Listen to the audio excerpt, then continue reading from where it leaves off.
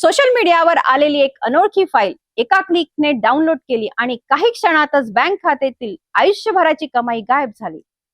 अमरावती जिल्ह्यातील धामणगाव रेल्वे येथे सायबर फसवणुकीची धक्कादायक घटना समोर आली आहे.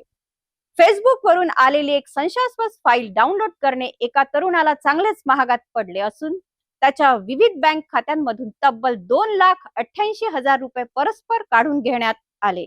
नेमकं काय घडलं, कसा रचला गेला हा सायबर सापळा आणि पोलिसांनी नागरिकांना कोणता इशारा दिला आहे? धामणगाव रेल्वे परिसरात वास्तव्यात असलेले सावंत गणपतराव लांडे हे खासगी नोकरी करतात.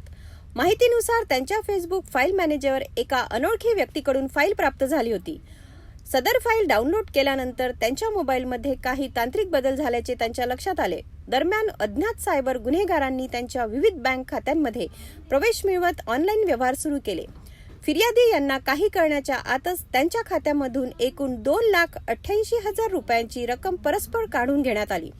फसवणुकीची बाब लक्षात येताच सावंत लांडे यांनी दत्तापूर पोलीस ठाणे गाठून तक्रार दाखल केली. तक्रारीच्या आधारे पोलिसांनी अज्ञात सायबर आरोपींविरुद्ध भारतीय न्याय संहिता तसेच माहिती तंत्रज्ञान कायद्यातील संबंधित कलमान्वये गुन्हा दाखल केला आहे. या घटनेमुळे परिसरात खळबळ उडाली असून सोशल मीडियावरील अनोळखी फाईल्स आणि लिंक किती धोकादायक ठरू शकतात याचे हे आणखीन एक गंभीर उदाहरण मानले जात आहे. पोलिसांनी नागरिकांना फेसबुक, व्हॉट्सअप किंवा इतर सोशल मीडिया प्लॅटफॉर्मवरून येणाऱ्या संशयास्पद फाईल किंवा ॲप्स डाउनलोड न करण्याचे आवाहन केले आहे. तसेच कोणतीही संशयास्पद घटना घडल्यास तात्काळ सायबर हेल्पलाईन 1930 वर संपर्क साधण्याचे आवाहन करण्यात आले आहे. तर एका क्लिकची चूक लाखोचे नुकसान करू शकते हे या घटनेतून पुन्हा एकदा स्पष्ट झाले आहे. सायबर गुन्हेगार आता नवीन पद्धती वापरून नागरिकांना लक्ष्य करत आहेत. त्यामुळे कोणतीही अनोळखी फाईल डाउनलोड करण्यापूर्वी तिची खातरजमा करणे अत्यंत आवश्यक आहे.